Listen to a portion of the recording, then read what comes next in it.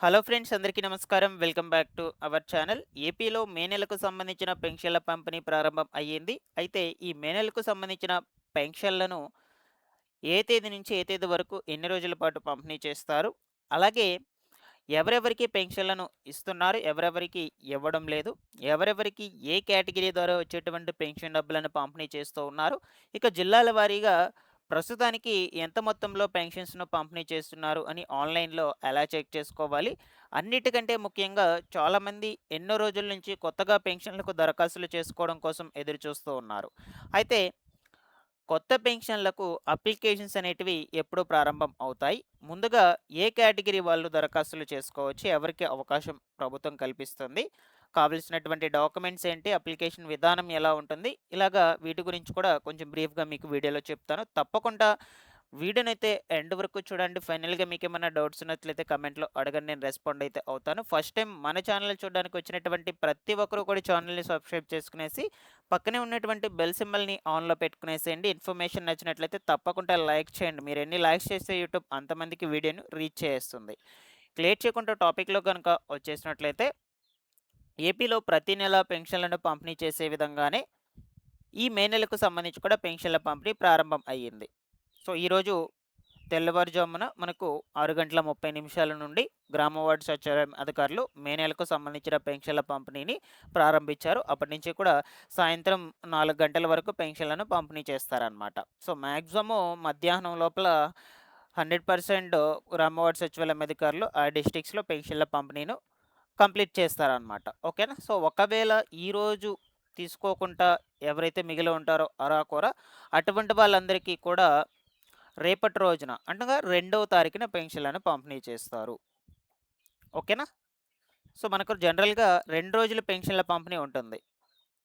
ఎప్పుడెప్పుడంటే 1 తారీఖున, 2 తారీఖున. ఒకవేళ 1, 2 తారీఖుల్లో ఏమన్నా గవర్నమెంట్ హాలిడేస్ వచ్చినట్లయితే ఒకరోజు ముందు కానీ, ఒకరోజు తర్వాత కానీ అటు ఇటుగా పెన్షన్‌లను పంపిణీ ఖచ్చితంగా చేసేస్తారు. స్టార్టింగ్‌లోనే. మే స్టార్టింగ్‌లోనే. సారీ, మంత్ స్టార్టింగ్‌లోనే. ఓకేనా? సో, ఇలాగా ఈ మే నెలకు సంబంధించి కూడా 1 తారీఖున, 2 తారీఖున పెన్షన్ల పంపిణీ జరుగుతుంది. ఈరోజు ఎవరైనా తీసుకోకుండా మిగిలి ఉంటారో అటువంటి వాళ్ళందరికీ కూడా రేపు పెన్షన్‌లను ఇస్తారు. రేపు మాత్రం మీరు గ్రామ వార్డు సచివాలయంకి వెళ్లి తీసుకోవాలి. ఇక పెన్షన్‌లను ఎవరికి ఇస్తున్నారు?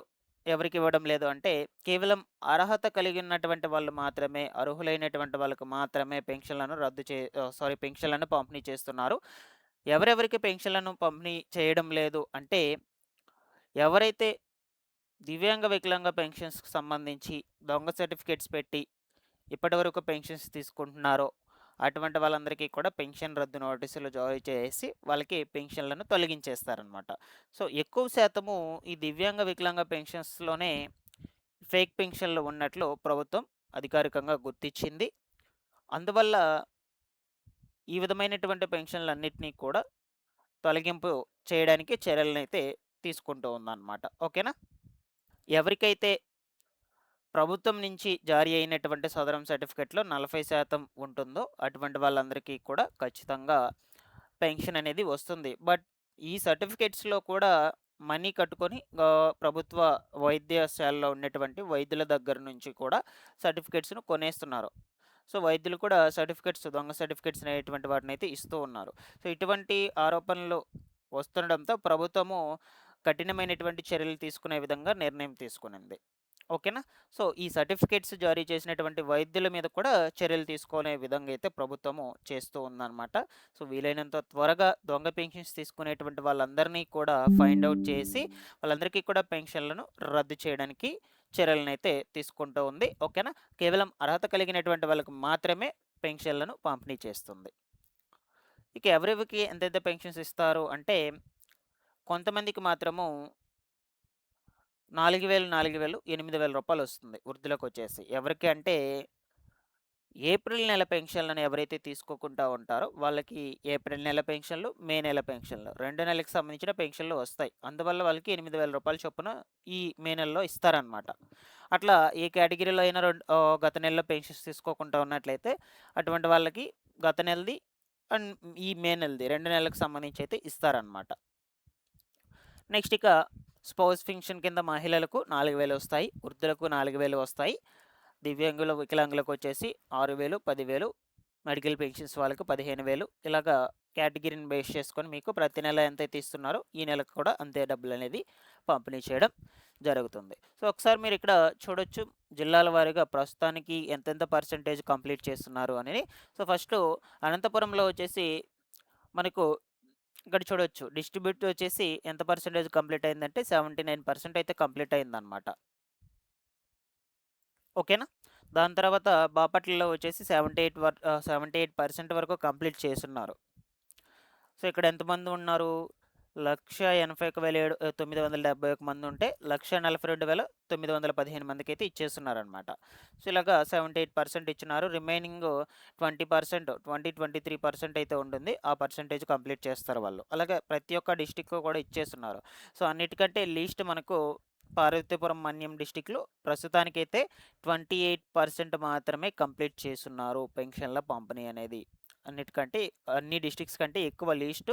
అండ్ దీంతో పాటుగా ఇంకొక డిస్ట్రిక్ట్ కూడా ఉంది. అల్లూరి సీతారామరాజు డిస్ట్రిక్ట్‌లో కూడా 16% మాత్రమే 16.88% మాత్రమే కంప్లీట్ చేసున్నారు. దాదాపుగా 73,700 మంది ఉంటే మనకు 12,384 మందికి మాత్రమే ప్రస్తుతానికి పెన్షన్‌లను ఇచ్చున్నారు. సో, చాలా వరకు కూడా ఇంకా పెన్షన్స్‌ను కంప్లీట్ చేయలేదనమాట. ఇంకా టైం ఉంది కాబట్టి ఈరోజు సాయంత్రం లోపల పెన్షన్‌లను ఇంకా ఎవరైనా తీసుకోకుండా ఉన్నట్లయితే సాయంత్రం లోపల తీసుకునేసేయండి. మాక్సిమం 1 తారీఖునే తీసుకునేసేయండి. ఎవరు కూడా పెండింగ్‌లో పెట్టుకోకుండా. ఓకేనా? సో, ఇలాగా మే నెలకు సంబంధించిన పెన్షన్ల పంపిణీ అనేది జరుగుతూ ఉంది. మీకేమైనా డౌట్స్ ఉన్నా కూడా అడగండి. మెయిన్‌గా కొత్త పెన్షన్స్ అండి. సో, వీటి గురించి చాలామంది చాలా రోజుల నుంచి కూడా అడుగుతూ ఉన్నారు. మన వీడియోస్‌లో కామెంట్‌లో అడుగుతూ ఉన్నారు. మన టెలిగ్రామ్ ఛానల్‌లో కూడా అడుగుతూ ఉన్నారు. కొత్త పెన్షన్స్ ఎప్పుడు మొదలవుతాయని.